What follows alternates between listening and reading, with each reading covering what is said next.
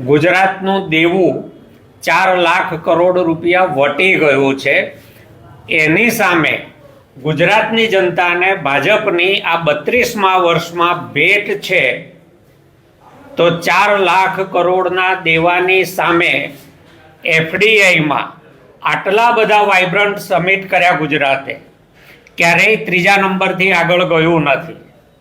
અને ચાલુ નાણાકીય વર્ષ જે આ માર્ચ મહિનામાં પૂરું થવાનું છે, તો દેશના પહેલા 5 રાજ્યોમાં ગુજરાત અત્યારે નથી હાલની સ્થિતિએ.